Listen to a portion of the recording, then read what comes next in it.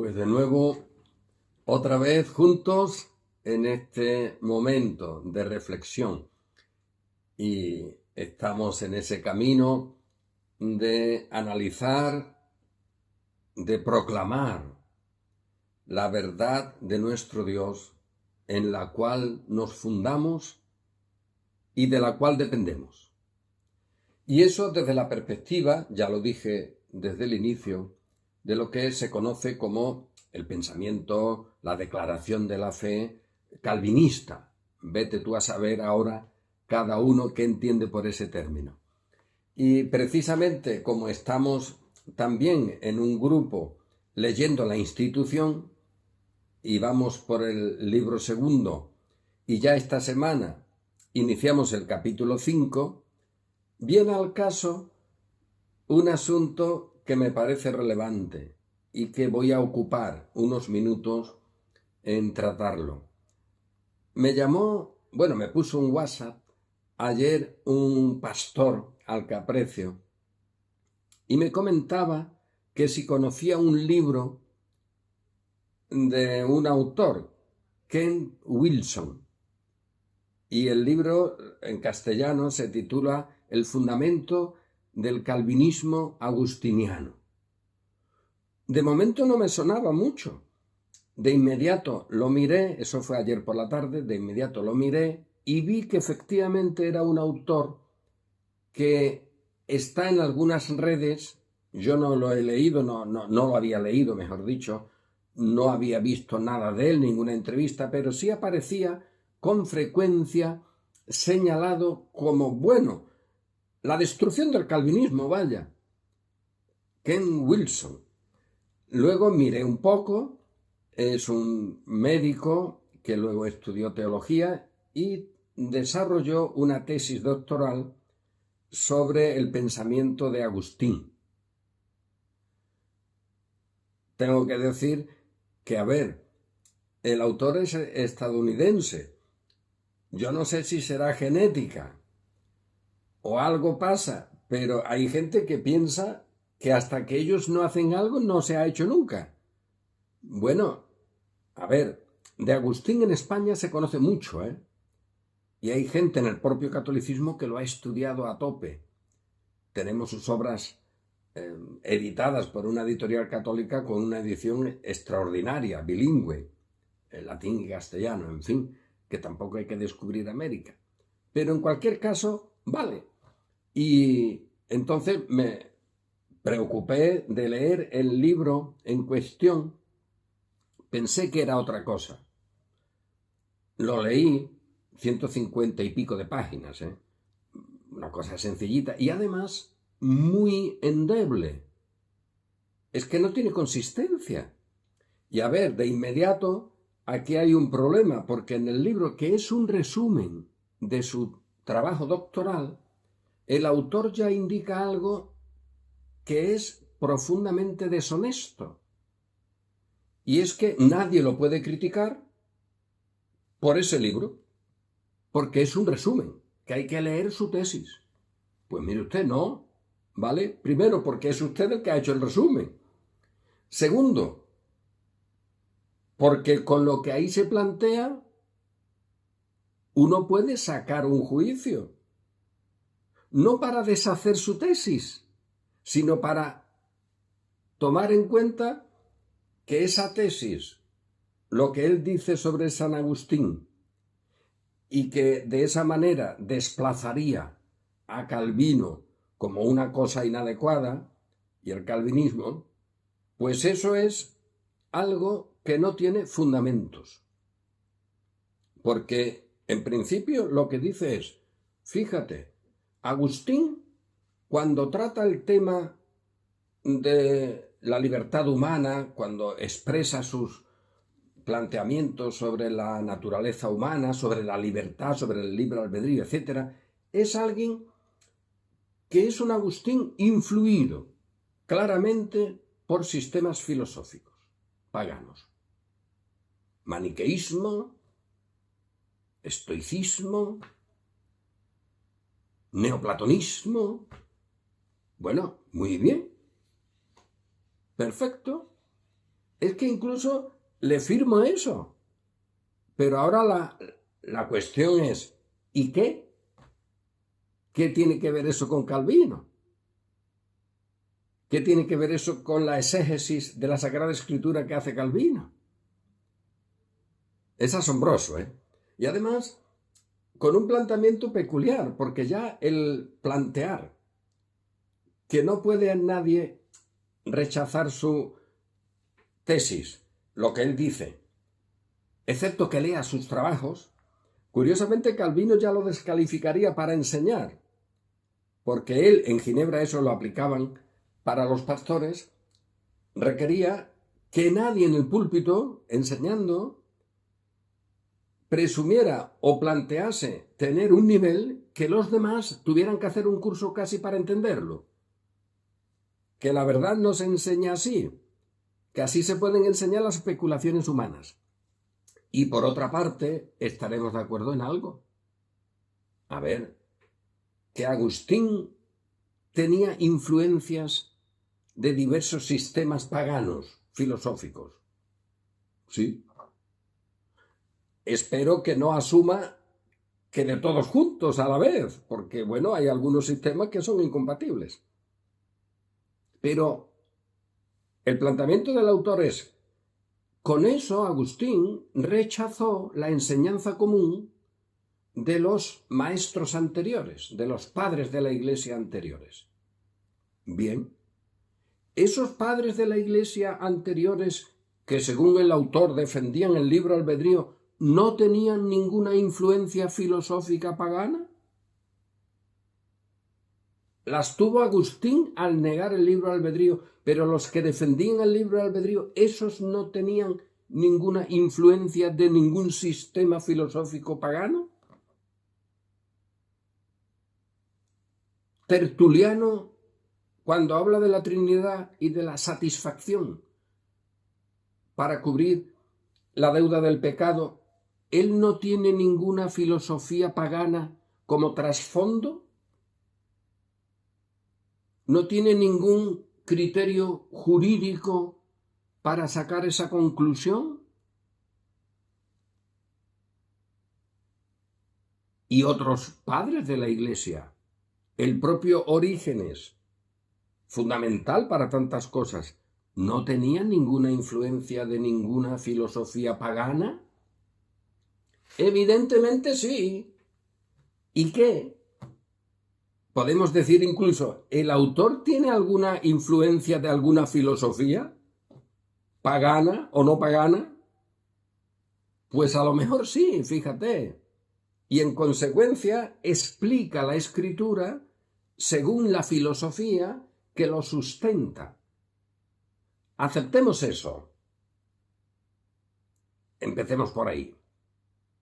Y por otra parte, sobre Calvino, nunca estaría de más recordar lo que él dice expresamente comentando ese capítulo 3 de la primera carta a los Corintios.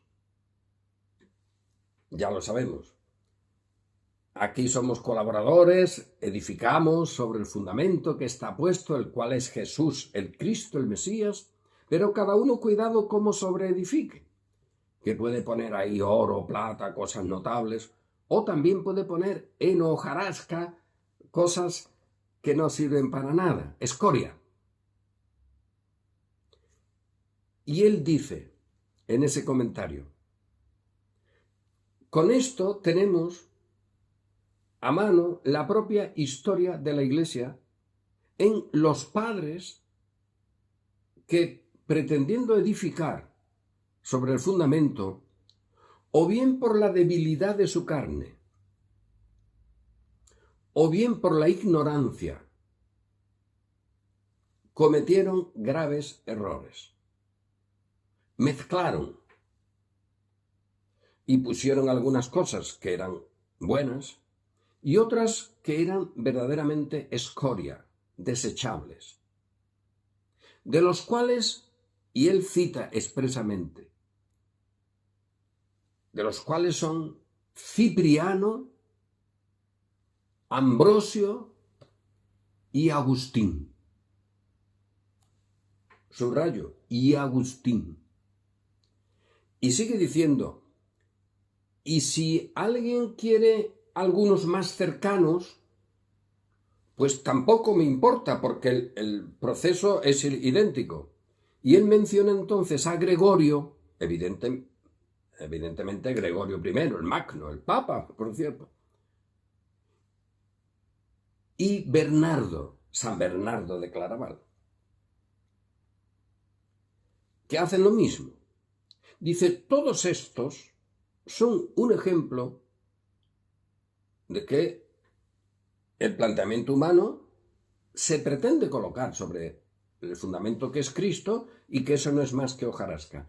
Y dice, estos sin embargo se salvarán, porque el apóstol así lo dice, y se salvarán haciendo Dios. No se salvarán con sus errores mezclados, haciendo Dios que sus errores doctrinales, que sus errores de edificación sean echados fuera. Se salvarán sin los errores que ellos mismos han enseñado como doctrinas básicas. Ese es Calvino. ¿Qué tiene que ver eso con que ahora alguien nos diga, fíjate, Agustín, pon lo peor, un perverso filósofo pagano? ¿Y qué? Es que lo cita mucho. Agustín es citado ampliamente, por ejemplo, en la Institución. ¿Y qué? Porque también Calvino usa a gente pagana, porque él usa todo lo que Dios ha puesto en su creación para nuestro uso. Y de todas las maneras él advertirá que efectivamente Agustín era el padre que había arreglado muchos errores doctrinales sobre el ser humano, sobre el pecado, sobre la redención, etc. Eso sí lo admite, claro. Pero no olvides lo que acabo de referir de Calvino. Él considera a los padres, y eso está clarísimo en su Institución, en muchos casos gente que no ha tenido ni idea, que ha pervertido la verdad, que han caído en sus fantasías. Y llega a decir expresamente que muchos de esos padres, ante el temor de ser ridiculizados por la ofensa de la cruz, por la locura de la cruz, arreglaron la cruz para que fuese adecuada al pensamiento de los filósofos. Y esa es la historia de la cristiandad.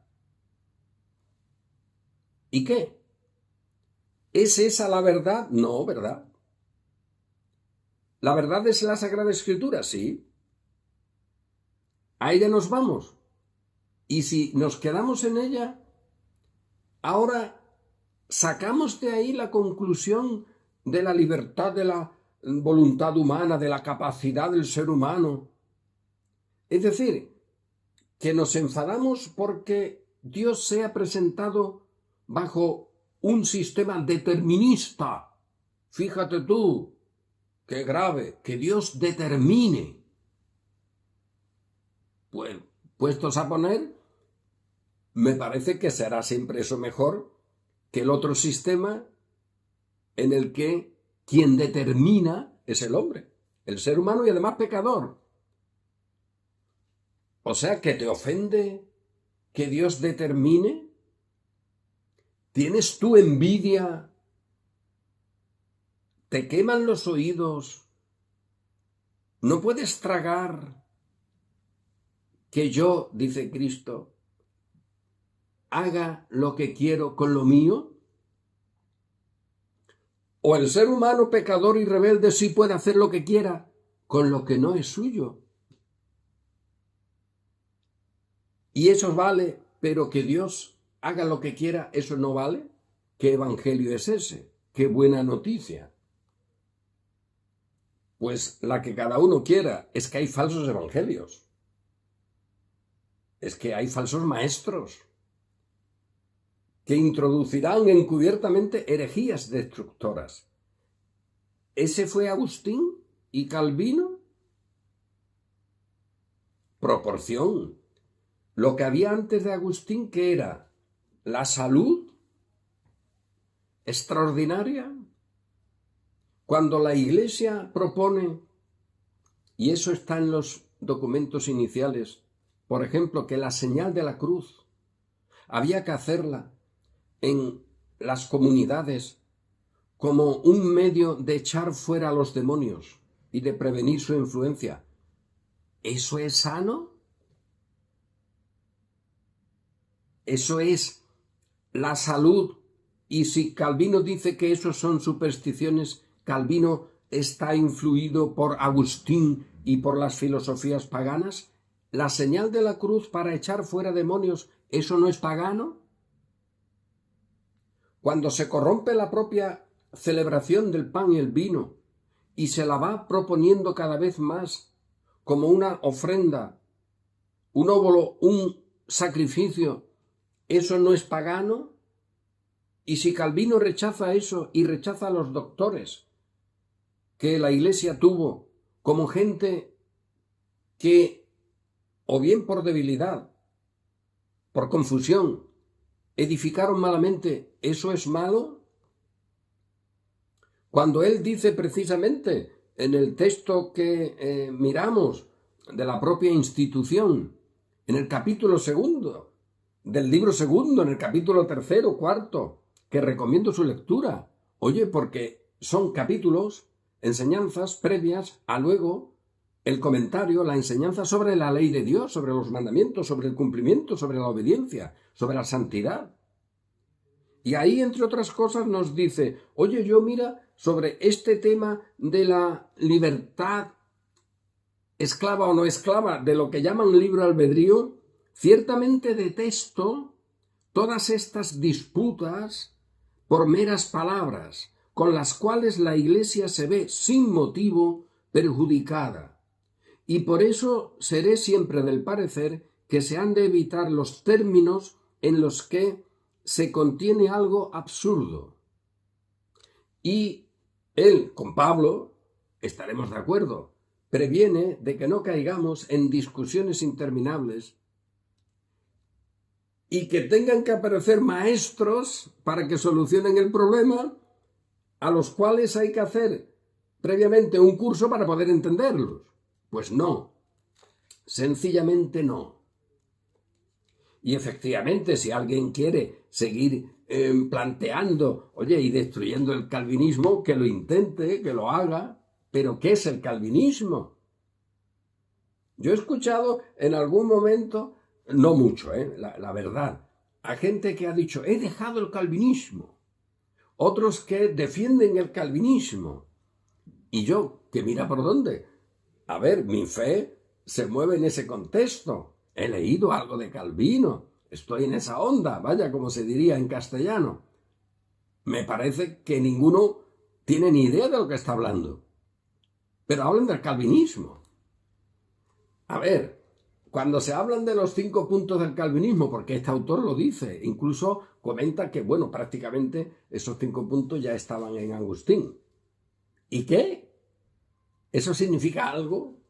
Esos 5 puntos habrá que admitir que fueron contestaciones de otros 5 que propusieron los remonstrantes o arminianos. Y ahora la conclusión, ¿cuál es? El calvinismo con sus 5 puntos, vete tú a saber qué signifique eso para cada uno, está influido por filosofías paganas. Y los remonstrantes, a los cuales en el sínodo de Dors contestan esos calvinistas, esos remonstrantes, esos arminianos, no están influidos por filosofías humanas. Oye, qué curioso. El paganismo está en el calvinismo. Solucionado. Para eso no hace falta escribir un texto. Que no se quiera Calvino por lo que enseña, pues vale, pues dilo. Pretender que al explicar que Agustín tenía influencias de filosofías diversas, con eso vas a eliminar al calvinismo o destruirlo, o demostrar su ineficacia. Algunos dicen eso, menos mal, este autor me ha librado del calvinismo. Hombre, pues muy bien, fíjate tú, estás libre. estás, liberado. Las otras doctrinas, lo que los padres enseñaron antes de Agustín sobre el libre albedrío, esa es la verdad pura. Bueno, allí está Pablo. Allí no hay ninguna filosofía. Vamos, que Pablo vive en el siglo III y se junta con esa gente y les dice, hermanos, qué alegría, ahora me estáis explicando bien lo que yo no supe explicar bien. Porque mira que dejé yo cosas mal explicadas. Por ejemplo, que el hombre era incapaz de conocer las cosas de Dios. Eso yo lo expliqué, pero yo tenía alguna influencia de alguna filosofía pecaminosa. Menos mal que vosotros habéis ahora ya aclarado lo que yo no supe aclarar. Es que vosotros sois excepcionales. Buenos estos doctores de la ley. Sois extraordinarios, estos doctores, porque algunos eso de doctor lo ponen siempre. Fíjate tú, que yo en una carta dije que esos doctores de la ley que presentan su condición de doctores sin saber ni lo que hablan ni lo que dicen. Menos mal que vosotros me habéis sacado del error. Ahora esos doctores son los que valen. Fíjate tú, que yo llegué a decir que era Dios quien elegía para salvación. Y vosotros me habéis despertado del sueño. Porque ¿cómo va Él a elegir? Porque si Él elige para salvación, y eso es desde antes de la fundación del mundo, ¿cómo va ahora la Iglesia a reclamar obediencia o a proclamar que la gente se arrepienta? Es más, la propia ley de Dios, ¿qué sentido tiene? Si el ser humano no puede cumplirla. Yo estaba equivocado, porque yo dije que no tenía nada que ver el que no pudiera cumplirse por rebelión y por condenación para que la ley se tuviera que dar. Yo eso lo expliqué, lo enseñé, lo dije en mis cartas. Pero menos mal que ahora viene gente sabia y ya no te digo, porque cuando haya un país donde esta gente sean sabias ya en extremo, eso ya será el colmo. Esa será la libertad de las personas. Esa es la gran promesa. Que habrá doctores que explicarán cómo un sujeto que no te quiero ni mencionar, un tal Calvino, que no veas las cosas que enseñaba. Fíjate, no quería discutir sobre el libre albedrío porque decía que eso eran asuntos donde había más confusión que otra cosa. Es más, él llega a decir, y ese sí que me usaba a mí, que a Pablo ese lo usa siempre, también usaba a un tal Agustín, pero de ese Agustín dice que no estaba muy de acuerdo con Pablo en muchas cosas, pero de mí siempre habla bien. Y está diciendo que hay una realidad en nuestra naturaleza, en nuestra condición, en la de todos los que nacemos después de Adán, que no somos justos, que no podemos entender, que no podemos salir de nuestra propia rebelión, excepto que alguien que conozca nuestra rebelión, porque ni nosotros lo sabemos, y eso está claro porque hay doctores que no tienen ni idea de esa rebelión. Doctores de la ley sin saber lo que dicen ni de lo que aman. No conocen la rebelión y sin embargo te prometen salir de ella.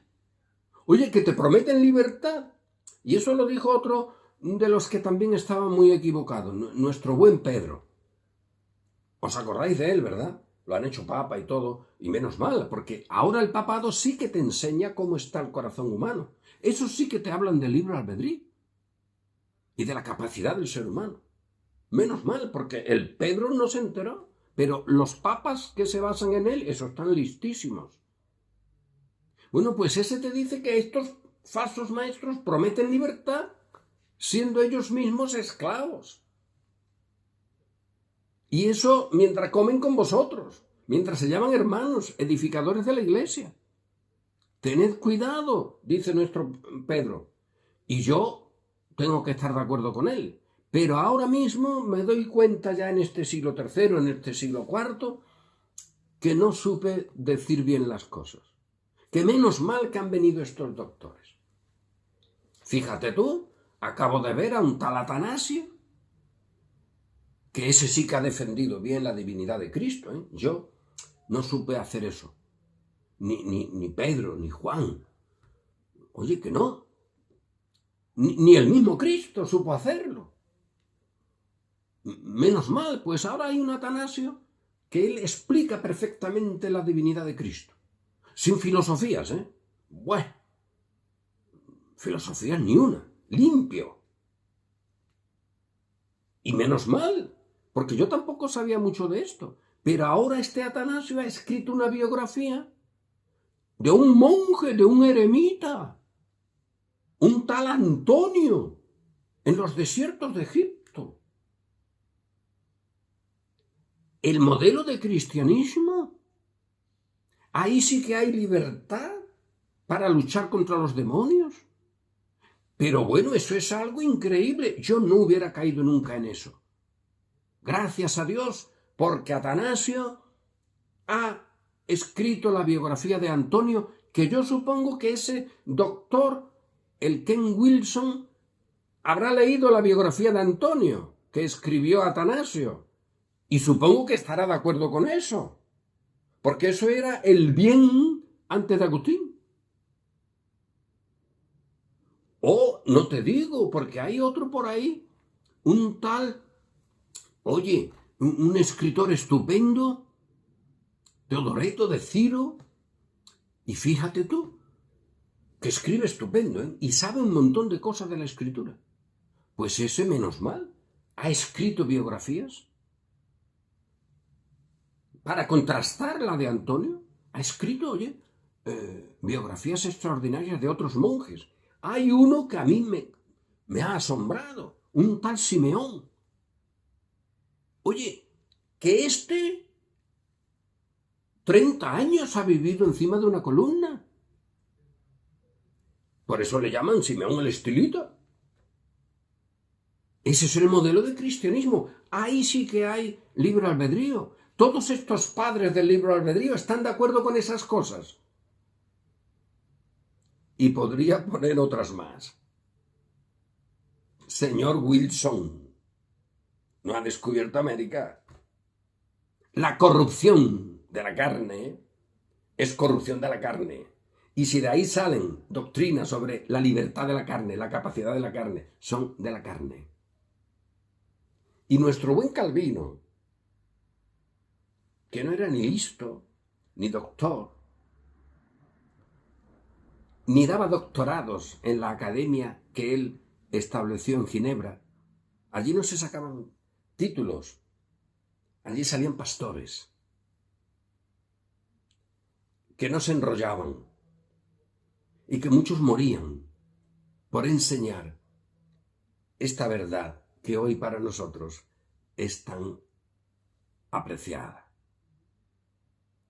Y frente a esa verdad, desde el inicio, se levantaron falsos maestros, como antes hubo falsos profetas.